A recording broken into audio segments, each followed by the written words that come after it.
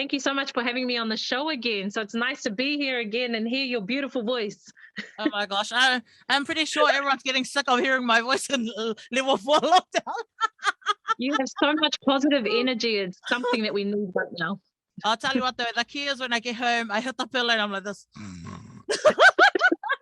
Everyone here gets my positive energy. I go home and my family's like, see ya. And I'm like, I'm more here. But welcome to the show today. I'm excited because I think for the first time ever since we've gone into this level 4 lockdown, you are probably our first person coming through representing our Ministry of Health, and also just to kind of help us navigate the times that we're in right now with the COVID-19. So I guess first things first, like for everyone that's listening and thinking, how's she linked to the MOH? Could you just introduce yourself, please, Nisi, for those who may not know? Absolutely. Hi, everyone. Malolele. My name's Vanisi Prescott. I am a GP and urgent care doctor. And that's about it. Thank you. Vanisi is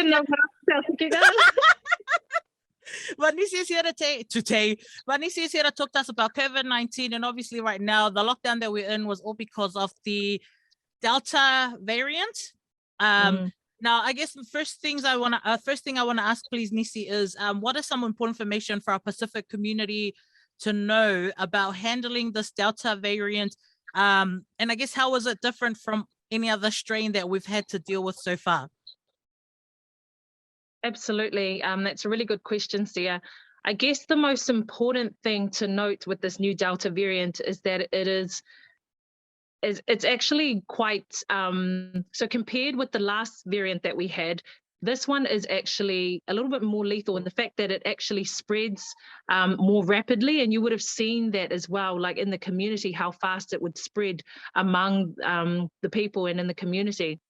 The other thing with this variant is that it is affecting our younger generation, and I think that's one of the biggest keys.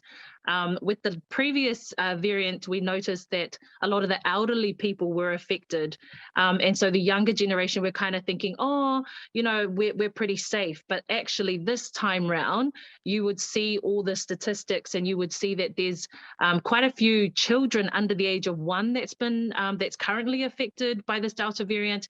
And actually, in terms of all our cases, about 60% of the population that's affected at the moment is under the age of 30. So that actually is quite concerning in itself, especially for our younger generation who we initially thought, oh, we wouldn't be at risk. The other thing I wanted to note, especially for our Pacific people, is it is our people that is mostly affected by this Delta variant. And it's difficult because our people are already vulnerable and are already susceptible to a lot of health issues like diabetes, heart disease, and all of that kind of stuff. And so it doesn't help that we are also being affected by this Delta variant. And you would have seen the hospital admissions that we have at the moment. About 30 out of 34 patients that are in hospital currently are actually Pacific people. And that's really, really important because, you know, like looking at those statistics, and they've already done studies as well to show that our people, Māori and Pacific, are actually at higher risk of getting COVID, which is why it's so important that we're trying to push for our people in particular to get the vaccine, because we need to at least be protected against this variant that we have at the moment that's sort of fast paced and moving quite quickly. You touched a little bit about like, you know, just the stats of where we are sitting as a Pacific community. I guess for people that aren't really keeping in with what statistics are for our Pacific people at the moment, are we doing well as a Pacifico community in getting vaccinated? Or I did see that there was quite a few. So there was actually Dr. Neru who posted a post of our current, I think we've got over 100,000 in our Pacific community who are currently vaccinated, which is pretty awesome. But there is still quite a lot that we need to get vaccinated. Like, there's still a lot of our community that still need to get vaccinated. So that's not even, I guess that's only probably at least I don't know the figures for off the top of my head, but it's not covering all our Pacific, as I can say. Like, so we still have a lot to go. Yeah. Over the weekend, I just want to touch base on this a little bit, because over the weekend, the story that came out of some of our Pacifica community in the Bay of Plenty being asked to show their passport to be vaccinated or to get their vaccination. Really just wanting clarification. Do we have to show a passport to get vaccinated if we are going to get vaccinated? Yeah, it was a bit unfortunate what happened in the Bay of Plenty, but I can assure you that, and even Jacinda has said herself that that an identification is actually not required when you go and get the vaccination. And so, yeah, that was kind of one incident, which is unfortunate that our people had to kind of face. But no, there's definitely no need for any identification when you go and get your vaccinations. Jacinda herself did say anyone who's in New Zealand is basically entitled to get the vaccination. So yes, please ignore that. And I mean, the DHB themselves have also apologized for that incident, and that it was a mistake at the time. But basically, to clarify everything, no, you don't need identification. So just go out there and get vaccinated. I think naturally my next question is going to be, because at the end of the day, I know as humans, we're all entitled to our own opinions and to feel however we want to feel. I guess for people looking into vaccinations, and I guess especially those anti-vaxxers, or, that's their belief. Why is it so important, I guess, for them to just, I guess, not just, look, conspiracy theorists, okay? Like, let's just chuck it out there. A lot of us with the power of social media, like it's easy to fall and to read anything and almost everything. But I guess first and foremost, why is it important for everybody, regardless where they stand on the spectrum, to educate themselves on not only just the Delta, but the whole COVID pandemic that we're in right now? Absolutely. And, I guess it's quite difficult, and I can't speak for places overseas, but freedom of choice is definitely something we encourage. Like it's like Jacinda herself hasn't put that on us, so that it's mandatory that we need to go get vaccinated. So we all still have that freedom of choice to actually go and get vaccinated if we want. But in saying that, you want to also be well informed, or you want to make sure that you understand or know exactly why you're choosing not to get the vaccination, or why you are choosing you want to get the vaccination. I guess it's also difficult with the media and everything that's out there at the moment, because yes, like you mentioned, there's a lot of sort of misconceptions, there's a lot of myths that's going around. And like the headlines that you see, the first thing that will come up, it'll just appeal to you, right? Like, you're not going to read all the stuff that's inside the article. You're just going to see what the title says, and of course they're going to say vaccine contains magnets. Well, I can tell you now it definitely doesn't. But there's a lot of myths out there, and I can understand it's really difficult for our people. But I just want to sort of address some of the main reasons, basically, why we are encouraging people to get the vaccination. Now, one big thing is, especially for our Pacific people, is our love for our family and our people. Yeah. So the reason why we're such loving people, that everyone around us, we care for them and we want to do things for them. So this is the whole reason why we encourage people to get vaccinated, because the vaccine itself doesn't just protect you. When you get vaccinated, you're also protecting everyone else around you.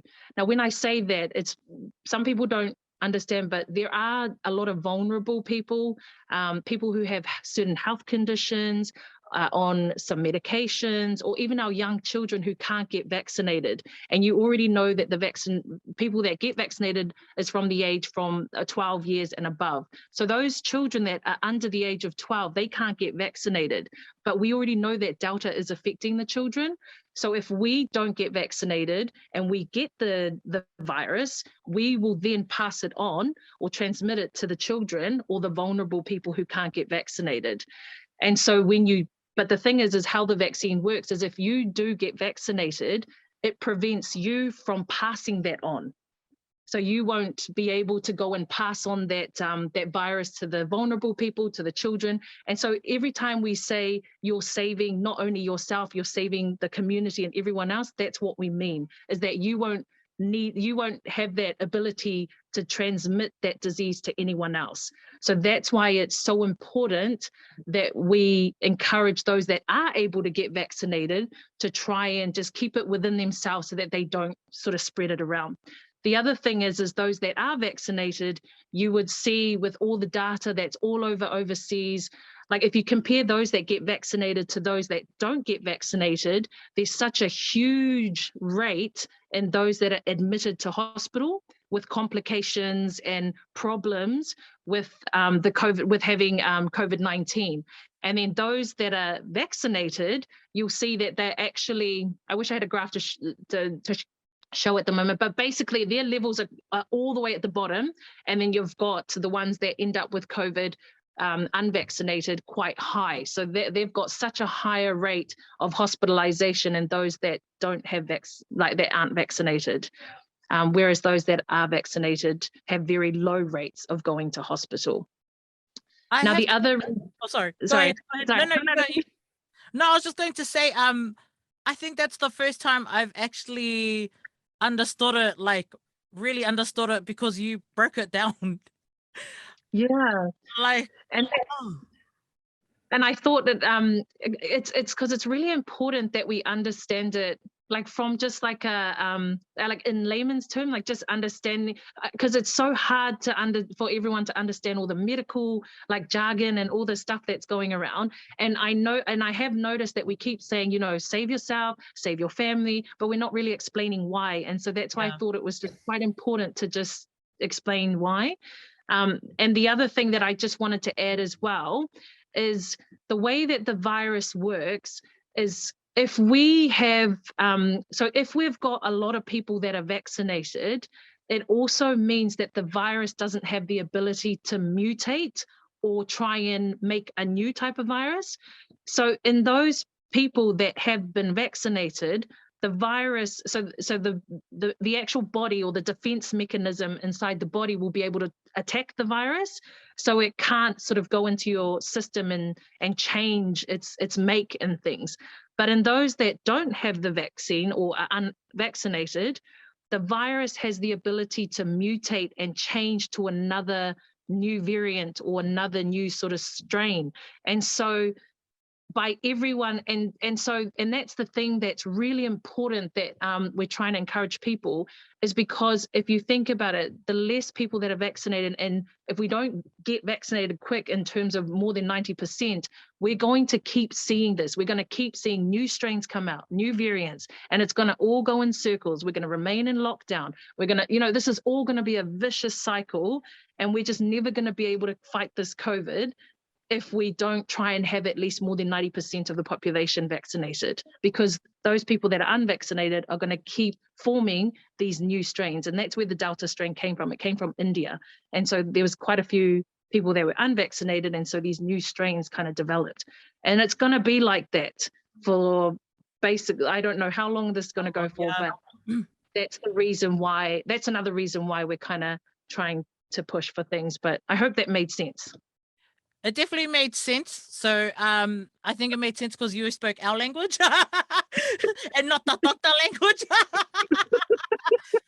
But we do thank you for your time and coming through just to educate us a little bit more. Hopefully looking forward, Dr. Prescott and I, we plan to hopefully make this a weekly thing, just, so that we all kind of continue just to educate ourselves more.